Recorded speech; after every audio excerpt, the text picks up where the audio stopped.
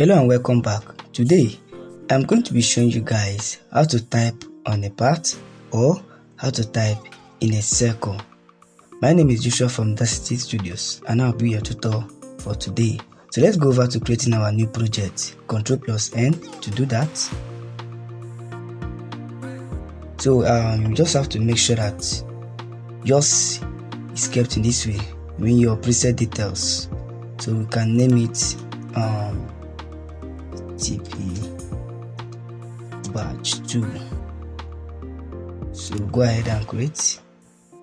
So here we have it. The first thing you need to do here is to go and select, to go over to the shape tool and go to the ellipse tool. While you hold your shift, you drag. Now before you do this, your presets already might not be this way as mine is.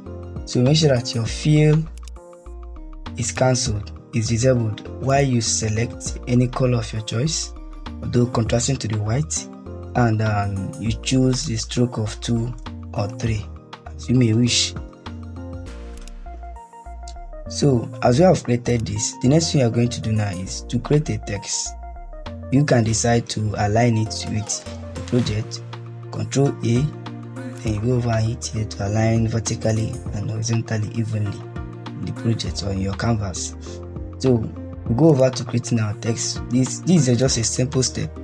You make sure that you've clicked on the layer already and you go over to the text tool and then you take your cursor over here. Now once it's over here, find out that it will change, your pointer will change, you get, showing that the text is on a part or in a line or something that can work with it. So all you have to do here is just to tap on it, you get. So we type down pathway to Photoshop. Can copy that.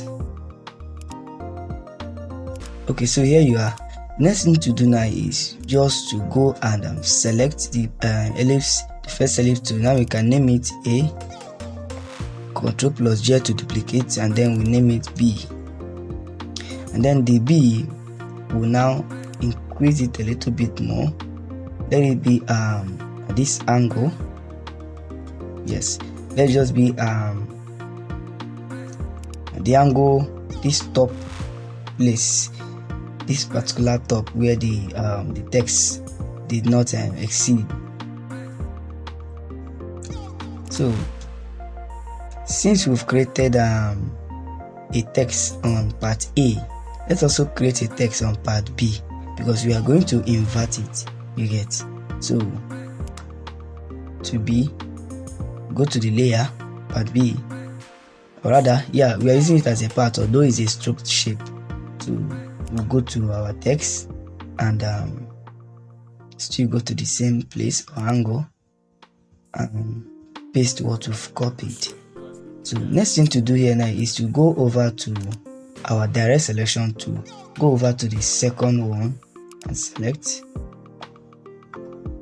and then you take your cursor, your mouse to the angle where you find out that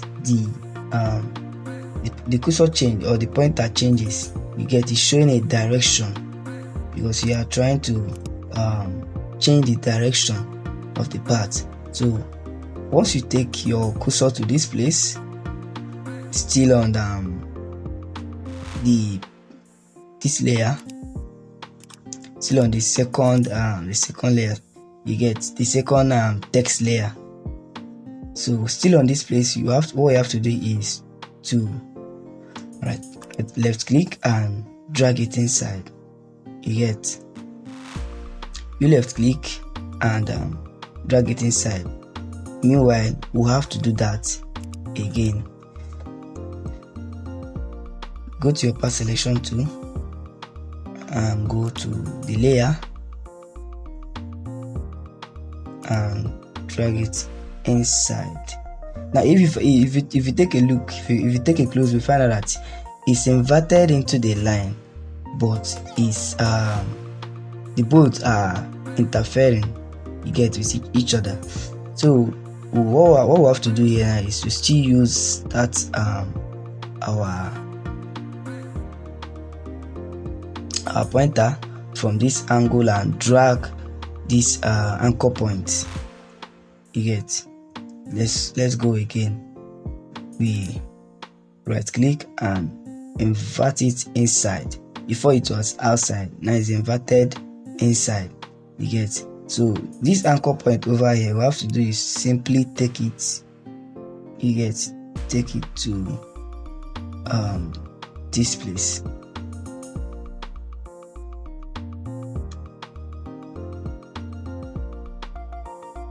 Now we can be adjusting, because we just want to type on inside the circle before we make further adjustments. But if you look close, you find out that this one, the spacings, or rather canning between it, the canning here is not the same as this. Okay, there are no much spacing here, unlike this one. So what we simply have to do is to go over to the spacing and we select the layer and use our up arrow key to increase it to C.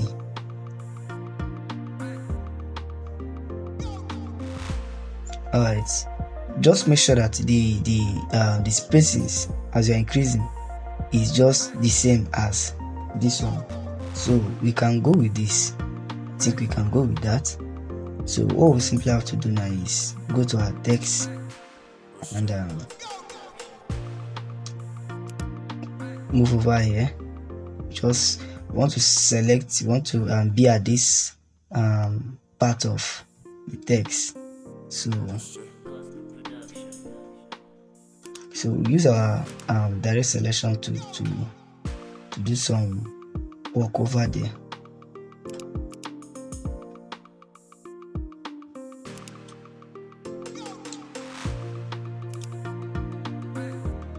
Okay, now you can just make sure that the spacings here are the same. You get? So you can select everything, you group it, Ctrl+G to group, and then can now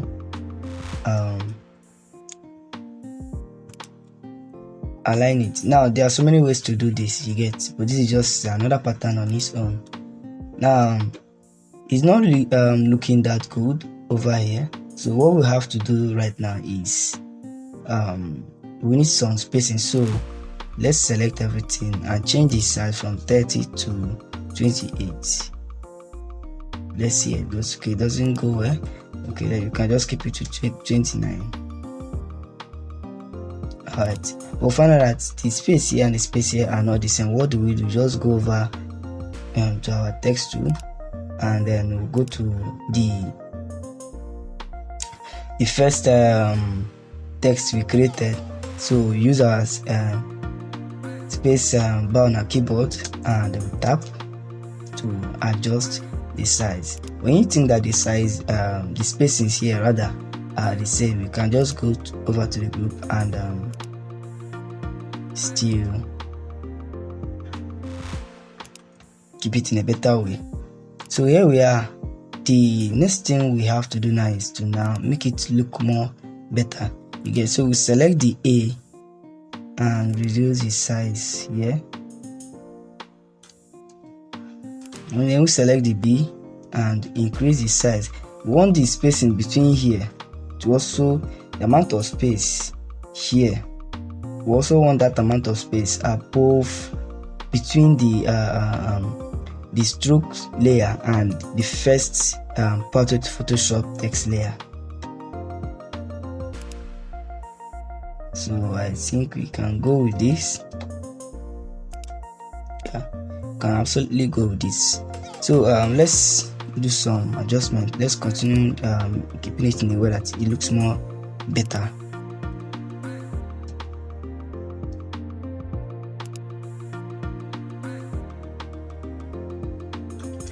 Okay, I think we can go with this.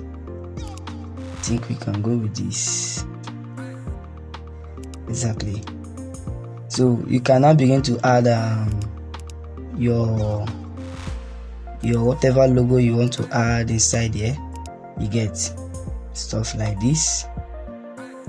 Then you Control T to transform and increase. So I think we centralize this. Yeah, so we also centralize this. So you can now begin to add any other stuff you want, whether you want to add a star, a triangle, whatever you want to add over here. You get to spice it up a little bit. So do not use a stroke over here. You can use a field shape. You get instead of a stroke shape. So at this point, you just have to make sure that whatever you're adding will be in the middle. You get, although we'll still measure it, we'll use our rulers and get to measure this and see for ourselves.